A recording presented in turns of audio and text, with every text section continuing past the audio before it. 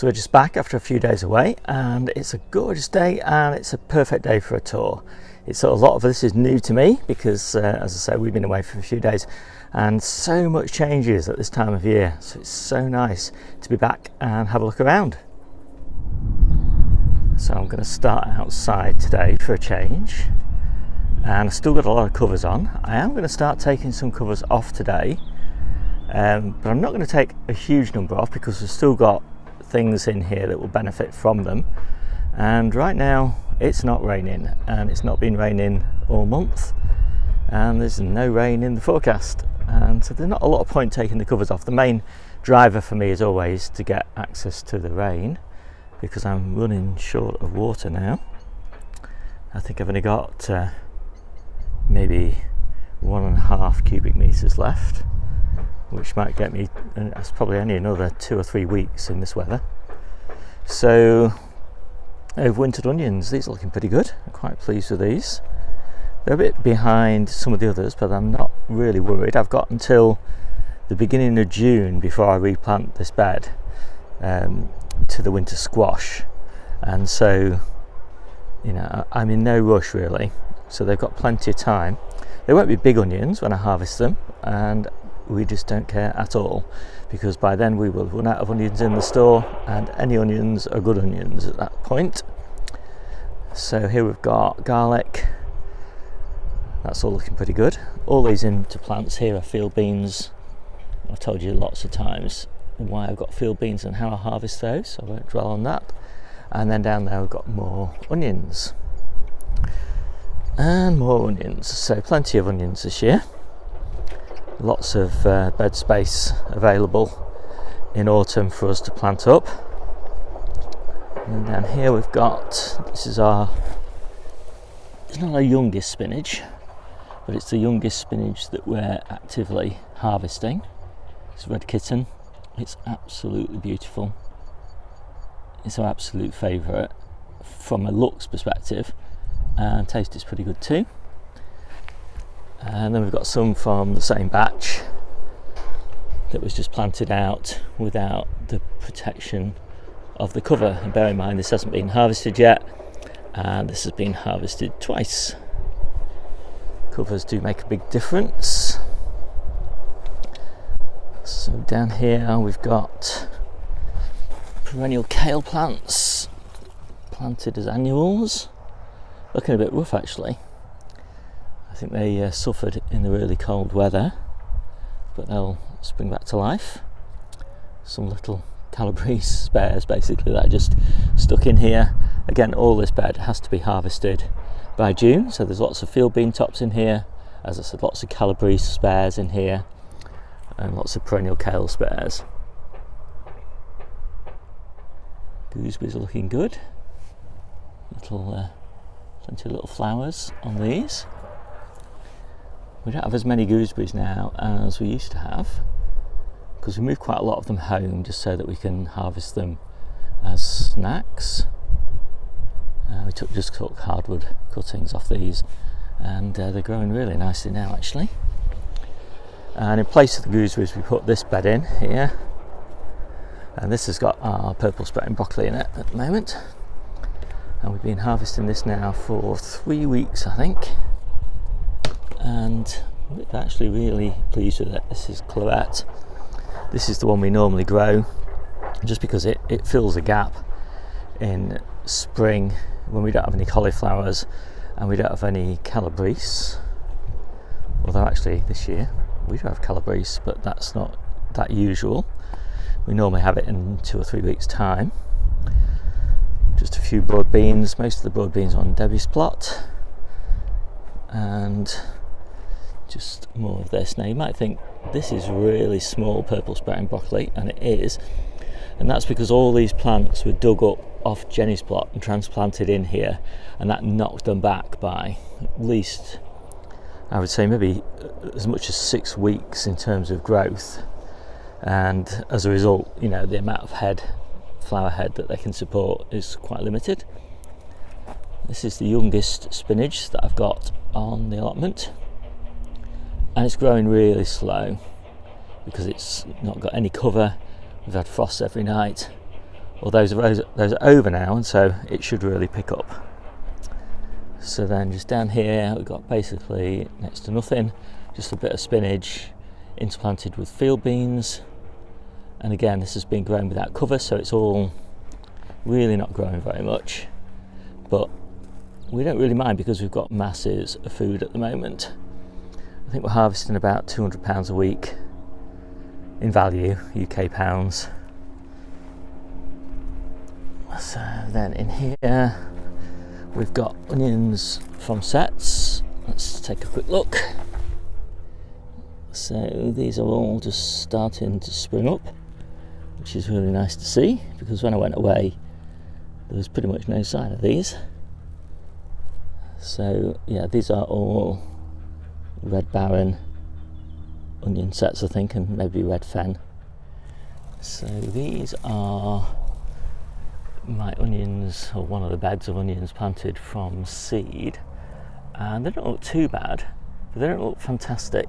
And kind of the reason is that I was seduced by watching lots of other YouTube growers plant their seeds, sow their seeds in January, and I thought, yeah, that seems like a great idea.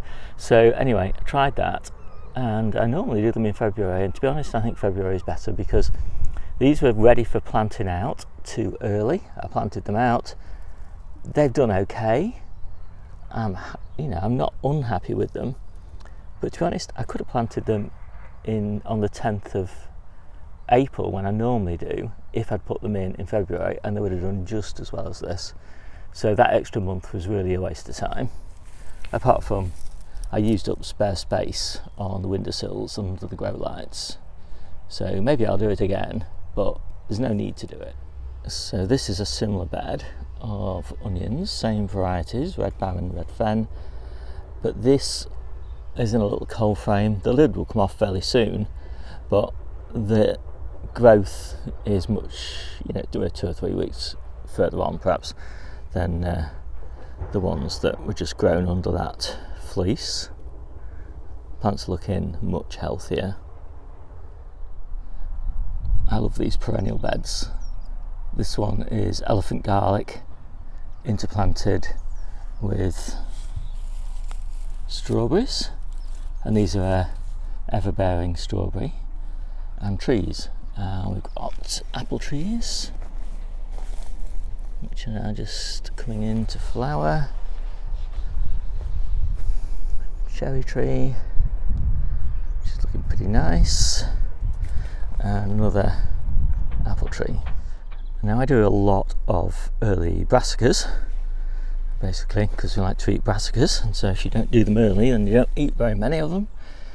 And so these are cauliflowers, and these are my second succession, and so there's no sign of flowering in these, and I'm happy about that because I want these nice big plants before they start to flower, so I get nice big cauliflowers. And I don't actually need these beds for quite a while, so I can give these until sometime in June, really. I should imagine June, early July, before I need these beds for something else. And then these are my early sprouts which I grow for leaves, and you do get the odd one that goes to seed, and I can't remember exactly how many I've got in here. I think I've got about 30 plants, and so that's ridiculously tightly spaced for brassicas, but that's what you do if you want leaves.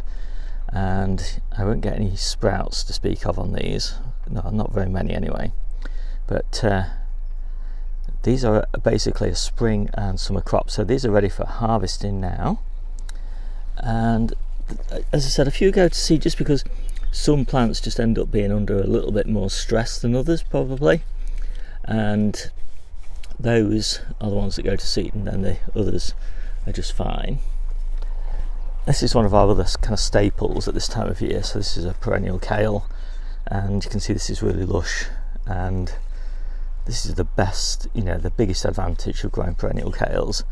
They don't go to seed, and in the rare circumstances when they do go to seed, which is again often because they've been overly stressed, they just keep on growing, so they don't just die back and put all their effort into flowering. They can't continue to put effort into leaf growth whilst they flower, so that's just great.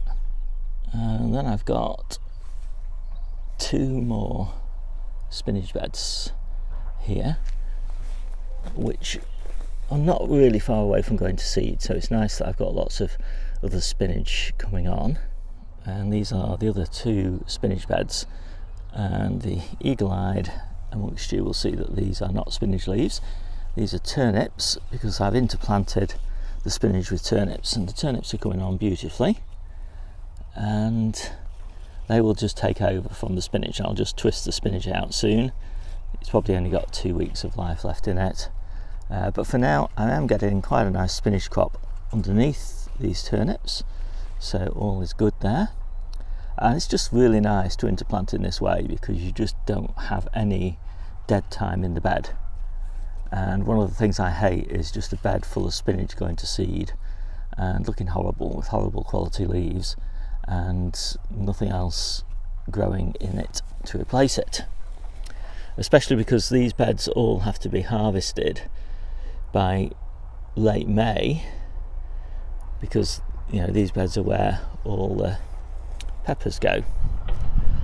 And so in this bed we've got radish, and we've also got turnips at the back there, so these will again take the place of this spinach fairly soon. And then staying on the turnip theme, this is a lettuce bed, but it's interplanted again with turnips. There's the lettuce. The lettuce seems quite happy actually underneath these turnip leaves, and it comes a point when I don't really need all this lettuce. I need it right now, but I won't need it in a few weeks' time, and I will need all these turnips, so it just works really well. That's an interesting spider there. And then at the back here I've got early peas, which are looking great. No sign of flowers on them, but I'm a patient man. So I've got one of my favourite beds at the moment, which is this gorgeous beetroot bed that is interplanted with semaine, which is a really nice onion. Harvest sort of July, August time, and it's a salad onion, and so there's quite a lot in here. So I'm hoping that this interplant works, and that when the beetroot is finished I'll still have all these onions growing in here. I might put an interplant in between the onions in the same stations that the beetroot are in, but we'll see about that. And then these are absolutely great. This little bonus crop of calabrese. Now, although the heads are small, they've got a bit of growth still left on them, but we just love calabrese. And so having this early crop of calabrese, which just follows on just nicely from the purple sprouting broccoli, as I said, which will be finished in a couple of weeks, it's really lovely. And this isn't the only calabrese bed we've got. I'll show you some more in a minute. And then in here, underplanted, we've got lots of radish coming. So we've got quite a few lettuce beds at the moment. This one is not far off finishing. It's only got a couple of 2 or 3 weeks left in it. We are starting to leave a few now to heart up, because we can't eat all of the lettuce that we're harvesting or we could harvest right now. So I really like hearted lettuce, and it's just so quick and easy to harvest. So you'll see as we go around that I'm leaving quite a few to heart up, just to make life easier for me in May. And I've got another bed there specifically for hearting lettuces.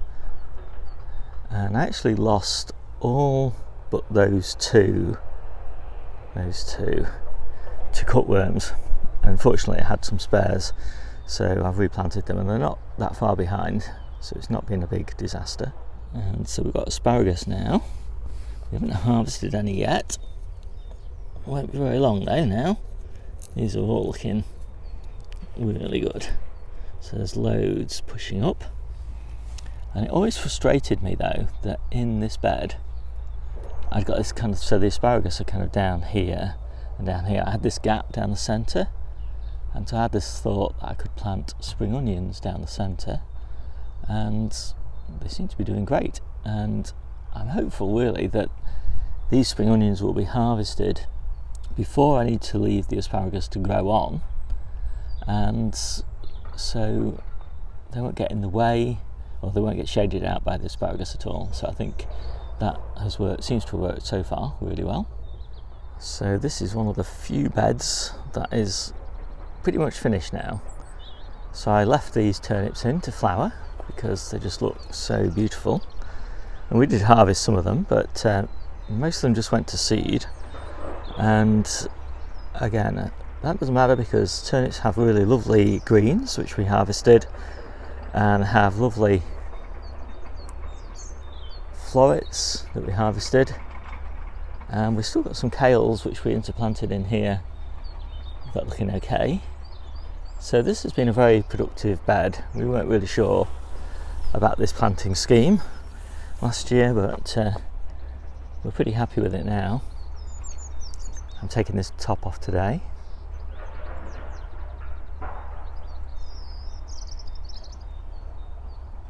And funnily enough, somebody said to me, why don't you leave your brassicas to go to flower for the bees? Well, we do. So I've just taken the nets off these peas, which we're growing for shoots. So these are Oregon sugar pod. They make a really lovely sweet pea shoot, and that's what the coat tins are for. Lots of people ask me that, to hold the fleece up, but I kind of leave them in because I find we don't get really that many problems with birds when we leave these sort of shiny coat tins in. I'm not really sure whether it works or not, but it's just effort to take them out, and it does seem to be better. And I've got some more lettuces, again lots of these being left to heart up, and more here again being left to heart up. These are marvel of all seasons, and they're only any use, I think, when you leave them to heart up in spring, and then you get some decent leaves, but these big leaves on them, they're rubbish really. So then we've got my early baking potatoes, and what makes these early baking potatoes is the variety, which is Charlotte, which makes a great baking potato. In fact, this is just a good general purpose potato. But Charlottes grow quite fast, so they're a 120-day potato. And so if you start them in March, then you're eating baking potatoes by the end of June. And so that's what we do here. And they're looking great. And my objective is to have them in full leaf like this by the middle of April. There's always a bit of a risk of frost, so I've had these protected with a double layer of fleece, and I've still got a little bit of frost damage, but I'm not really worried about it. They'll grow out of that really quickly. So I'm hopeful that I'll get a good crop of acres out of those. And I've also got some in this mini greenhouse, and this is a mix of Arran Pilot and Charlotte. And the Arran Pilot actually also make quite nice baking potatoes, but they don't keep very well, so we don't do very many of those. I think there's 3 tubs of those, and they're only planted 2 to a 30-litre tub, so very low density. That's kind of what you need if you want big potatoes. And the Charlottes again are 2 or 3, I can't remember what size that tub is, but if it's a 50-litre tub then there's 3 of them, and if it's a 30-35 litre tub there's 2 of them. So again, this is just an experiment to try and get baking potatoes just a little bit earlier, maybe mid-June. And I have got some at home that I'm going to harvest today. So that would be very early baking potatoes if that works, but it's not very likely, but it's worth a try. So this is another one of my favourite beds. So this is our earliest new season kale, and this is a mix of just ordinary Carvalho Nero and Dazzling Blue, which is the one with the purple ribs, and this one I think is Black Magic, which is one of my favourites as well. So these are all pretty much my favourites. Now there's a few of these Dazzling Blue which don't look fantastically healthy. The healthiest of all of them, I think, are the Black Magic. So I trialled 3 different varieties to see which one I was going to settle on for next year, and I think Black Magic it is. And these beds are all interplanted. So this one is interplanted with Beetroot, and again this is growing really nicely. And this one is interplanted with Radish. We've been harvesting those for a while now. So here's another bed of lettuces just left over really from winter. And again, the eating quality of these big leaves is not that great now, a little bit tough. So they're being left to heart, and the heart leaves will be really tender.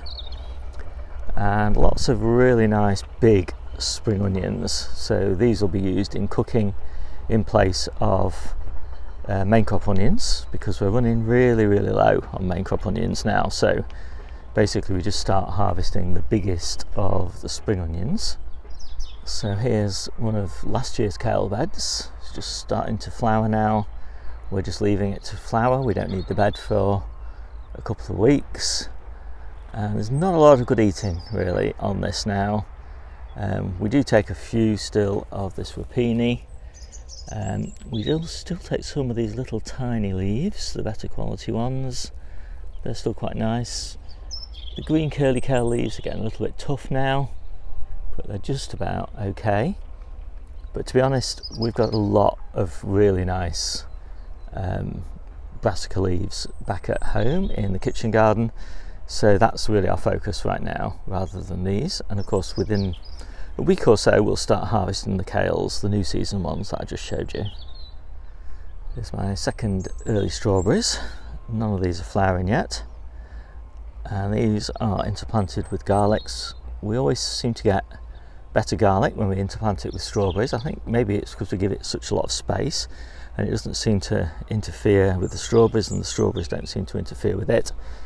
So it's quite a nice way to grow it. We really don't have much in the way of dedicated garlic beds this year.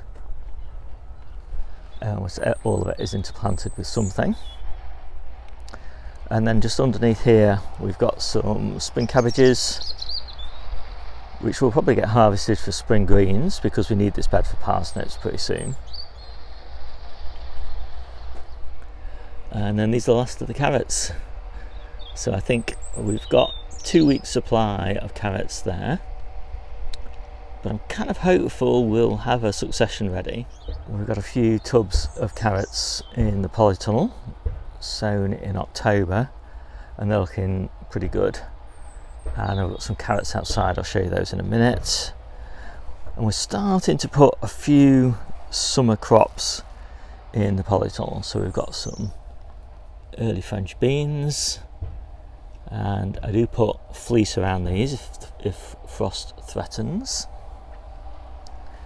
And then down here we've got some beetroot for baby beets, turnips interplanted with leeks, carrots not germinated yet, just a few of our early Brussels sprout plants just been harvested for leaves, so we're pretty much finished with those now. And then we've got our first crop of celery. We'll be harvesting that in May. Then all of these down here are calabrese, and they're just starting to flower, which is good news. Got a lot of good leaf on those now, so provided they actually kick into life pretty soon, we should have those harvested before we plant the tomatoes. So we're planting the tomatoes fairly late in May, so these plants have got about a month to flower, which I think they will be. And then all down the back here, that's where the tomatoes are going, so we'll harvest some of these, and then some of them will be left, and then we'll plant new stuff obviously once the beetroot and the leeks and all of that are finished. And then down here we've got early onions, and these are actually starting to bulb up quite nicely at the back there. I don't know whether you can see that. And these are interplanted with green garlic, so the green garlic can come out now, it's ready for harvest. And then that'll just give the onions a little bit more space. And so we're hoping that these onions will be ready again in about a month's time, as I said, because we've pretty much run out of onions now. And then we've got cauliflowers, and some of these are just starting to flower, so I can't remember how likely it is that I'll actually get a decent cauliflower with a month's growth. Fingers crossed. It's kind of difficult to remember everything from year to year. And these underplanted here with lettuces and spring onions. Parsley, again, that's looking really great. New season parsley is coming along as well, and then more cauliflowers, and then some early garlic down there, and then more potatoes, and then I've got a few courgettes. I've got some courgettes at home in the conservatory. They are probably a week away from harvest, and these are starting nice little courgettes on them. So these are probably only 2 weeks away from harvest as well. I do keep them in these little bubble wrap tents, and I close those up at night. And then we've got the strawberries up here, and these are looking really great. I'm very happy with these. So these are my first early strawberries, and they've had a few frosts on them. I haven't lost any to the frost, so that's good. Looks like a good crop coming. So I shall be eating those in May. More early French beans. More courgettes. Again, lots of little courgettes coming down there. More carrots. These are early carrots. And I have popped some carrots outside now because it's getting a bit hot really for carrots, in containers at least, in the polytunnel. I've got some more new season carrots down here, and I've got some more new season carrots in the polytunnel as well. I just left these to compare the progress with the ones outside and the ones in these. Not really sure on the timing to take these outside, but no sign of frosts now, although carrots can stand a frost. But it's growth really that I want more than I don't want to just keep them alive. I want optimum growth conditions. I will have to move these soon though, because although they're quite high, they're not really high enough to keep them away from the carrot fly in here. I've had quite a few instances of carrot fly getting into containers this high off the ground, so I don't know, these are just over a metre up, and a metre it's just not high enough. The RHS did a study into carrot fly with 30-inch barriers, and they had loads of carrot fly got over a 30-inch barrier.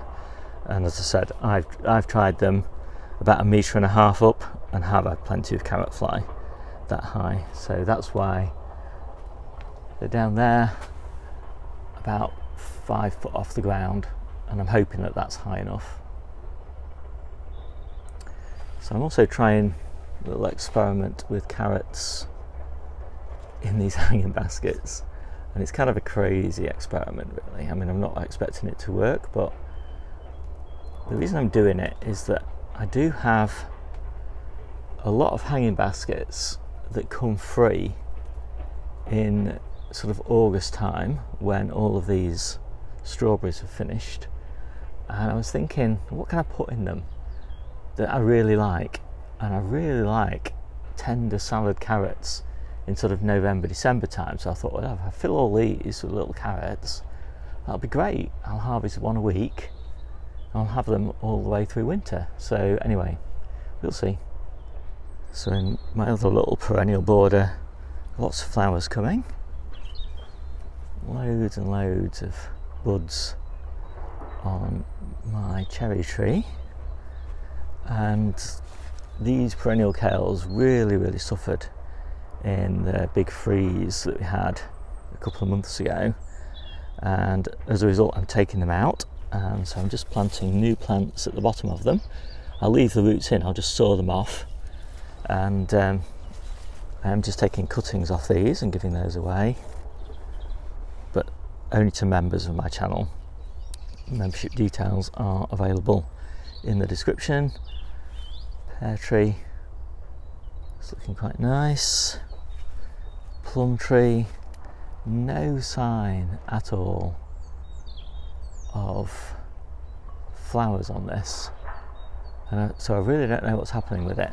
And if anybody really knows lots about plum trees, why haven't I got any flowers on it? This variety is blue tit, and it always looks like this. It's big and, you know, healthy looking, but no flowers. Do I just have to wait? I don't know, it's 2 years old, maybe 3 years old now, something like that. Maybe I should just be more patient. Apple tree. Well, lots more flowers down the base here. All these gorgeous alpines in the palette top. This is a thornless blackberry. Most of the fruits on Debbie's plot. I'll show you, do a separate tour on Debbie's plot a bit later on. And another apple tree. Unfortunately, I lost the main stem, but there's plenty more growth coming on it. And then another perennial kale plant.